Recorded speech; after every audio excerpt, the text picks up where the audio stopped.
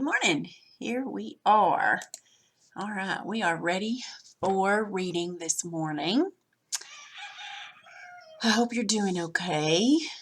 We'll get to Zoom at some point. I don't know when, but we will Zoom at some point. But right now, we're just going to do some videos to help you through your lessons, okay?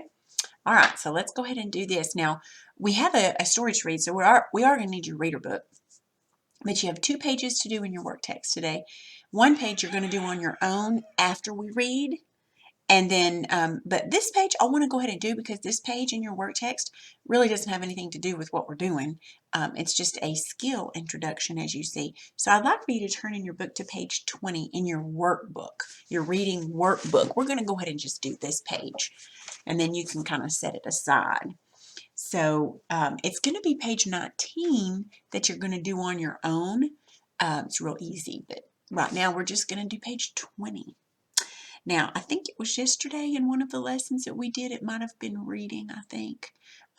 We were working on a glossary page and kind of how to use the glossary and that kind of stuff. Well, anyway, today we're going to be talking about dictionary pages and pronunciations, okay?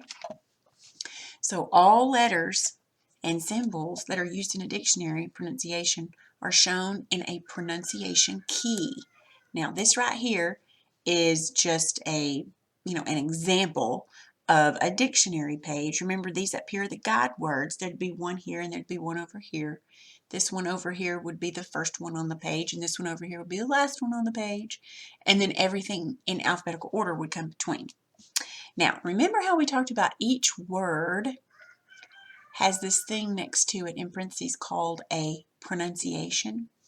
All right, well, you see a lot of times in pronunciations, you see how they look funny and they have these, like this one, it has an upside down E and it has a caret mark over the O. What in the world? You can look at this word and go, oh, I know, that's moral. But what if you looked up a word that you didn't know what it was and definitely didn't know how to say it? That's happened to me before. I've had to look something because I've been reading something and I came across a word, especially in my Bible. I'm like, what in the world does that mean? And I have to go look at it in a dictionary and I have to look at the pronunciation because I don't know how to pronunciate it. And the other thing that's a big thing is, you see these little accent marks. That's very important. Those accent marks tell us which accent of the word is louder. So therefore it helps us know how to say it. Now each dictionary, typically at the beginning of the dictionary in the very first few pages, it'll have something like this. It's a key.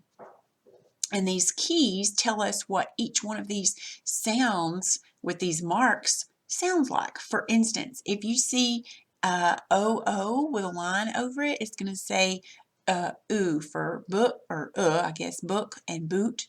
So it's going to make these sounds. If you see, let's find that upside down E.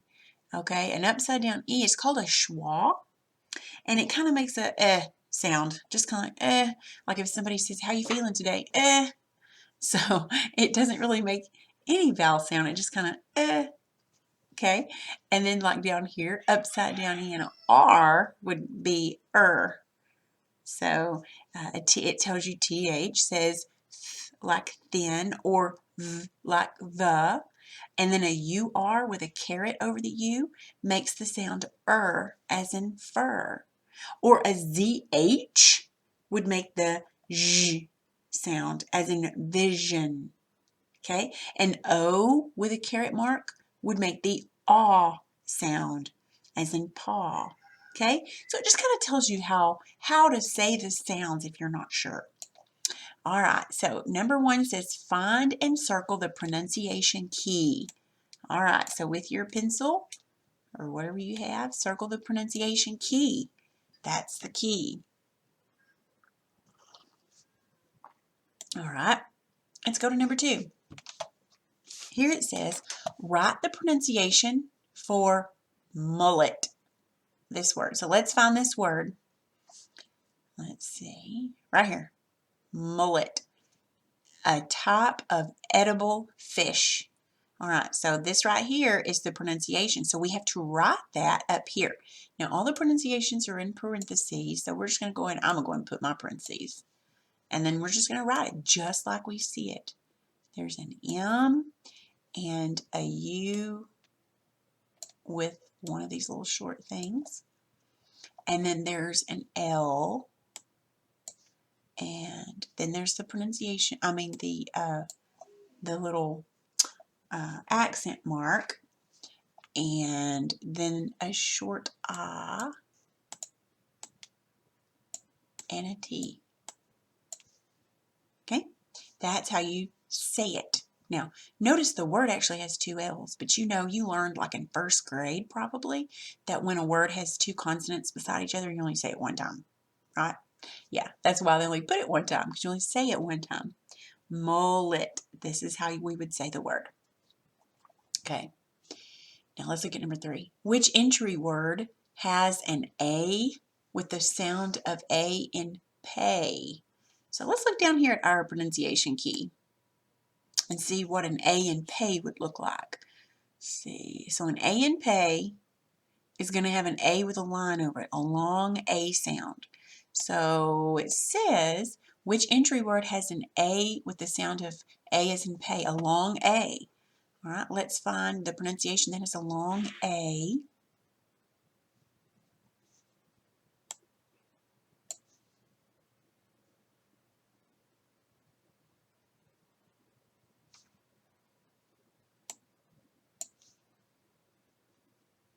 Do you see this one right here? It's the last one. It's the last one on this page, but it's the first one in the ends. It's navigate. But you see that accent mark tells us that the first syllable is the loudest. Navigate, navigate. All right, so our answer on number 3 would be navigate. So let's write that word there. We don't have to write the pronunciation. It just says write the word. You know, pronunciations are really good too to study for spelling, to help you sound out words, to pronunciate words. Which entry word has the sound of as in butter? Okay, so we're going to look up this upside down E and R for the sound. We're going to find the one that has the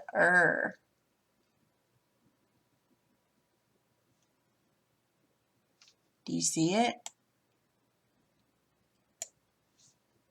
What about this word? You see this one? Muster. Here's a verb. Now here's another one. Do you remember what we called that? Mustard. Okay, not mustard like you put on a hot dog. Not that kind. This is a past tense verb of this verb. These are verbs. Okay, so muster or mustard, this is a word form. That means you can put an ed on it. It's just telling you. Like up here, you have mull and mold. It's just another form of the word, another spelling of the word. Okay, it means to gather or to assemble. So we're going to write the word muster up here because it has the sound as in butter.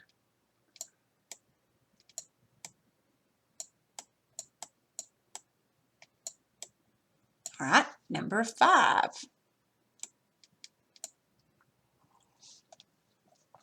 Which entry word has an O with the sound of O in 4? Okay, well, let's see what that's going to look like. Okay, 4. It's going to have an O with a caret mark on it because it has paw and 4. So it's showing us that the O can make these two sounds when it has the caret mark over it. So basically we're looking with an O with a caret mark, and it's going to have to sound like or. So an O with a caret mark. Whoop, right there. See it? Moral. Moral. So we're going to write moral.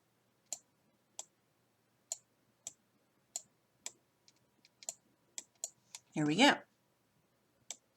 Okay. All right. Here it says write the pronunciation for musty. Okay. You see the word musty right here?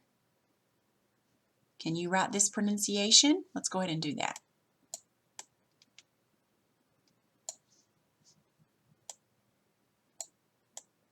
Don't forget all your marks, because that's part of the pronunciation.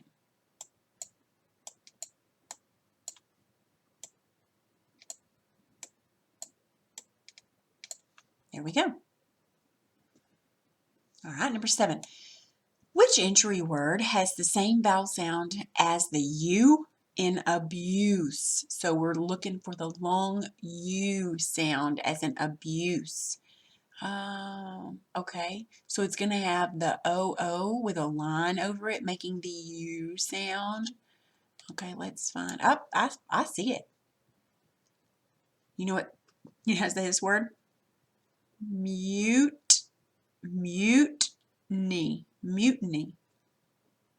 All right, so it's mutiny.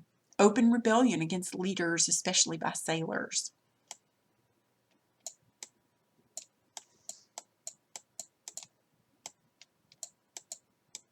Okay. Which entry word has the same vowel sound as in book? Book. It's going to be an OO.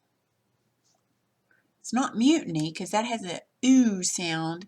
We're looking for the sound because remember OO can make both of those sounds. I've been teaching that to Zadok and it's hard for him to learn. Here's one. Mooring. It has the oo sound. Okay, so we're going to put, it's actually mooring line. It's a line used to tie up or anchor a boat. So we have to put the whole thing. Actually, abuse, more. We might actually have these mixed up, but that's okay. Either way they have the oo sound or the sound. Mooring line. Okay, we have one more. Which entry word has the same sound as the O in atom? Let's see what it's going to look like over here. You see atom? Right there. It doesn't show us. Oh, yeah, it's going to have, see, it's going to have a schwa, which is an upside down E, because it can make all of these sounds. So we got to look for an upside down E, schwa. Oh, right there. Molest, to bother or destroy. It has the schwa sound as an atom, molest. So let's go ahead and put that here.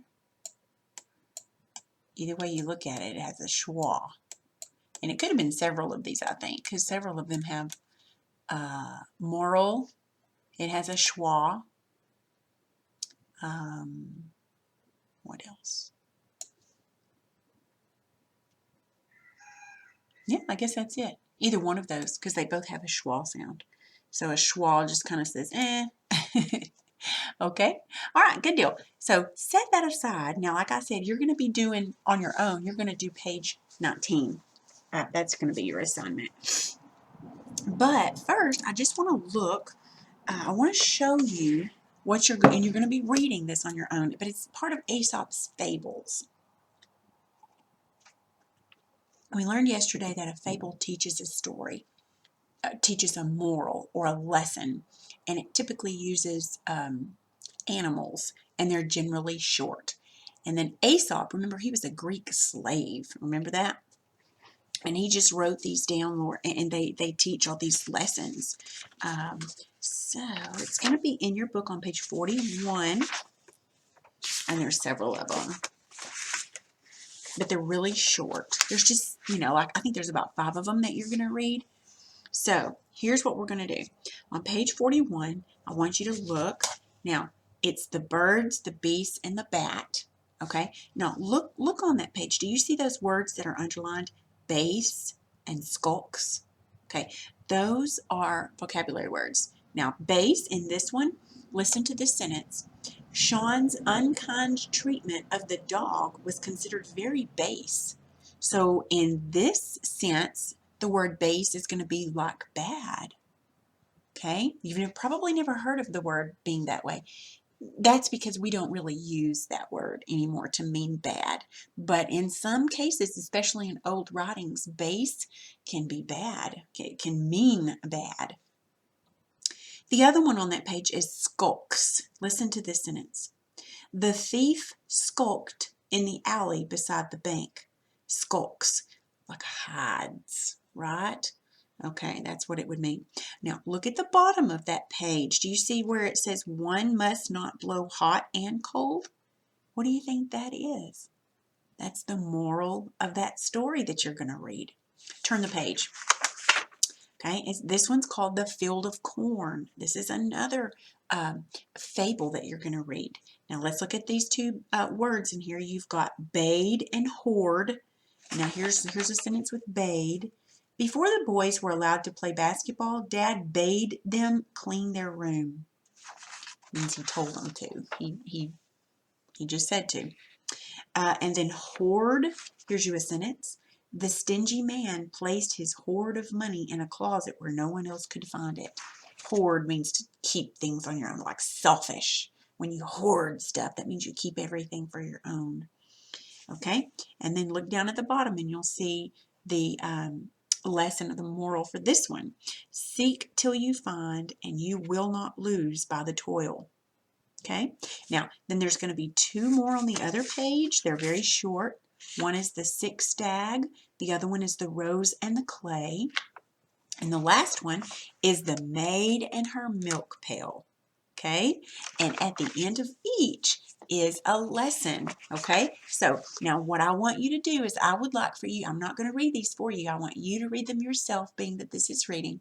I want you to read each one of these. Make sure you read the lesson or the moral at the end of the story, at the end of each little fable, okay? And then when you're done reading that, your assignment is going to be page 19, and there's actually 3 very short fables on there, and you have to find the correct moral and fill in a little circle, okay? It's not a graded page, but I would like to see it because it's going to help me know if you understood how to figure out what the moral is by yourself, okay? All right, this is a really fun lesson. Nothing to be graded. This is just for you to really open up and use your mind, okay? All right, I hope you have fun with it, and I will see you in the next lesson.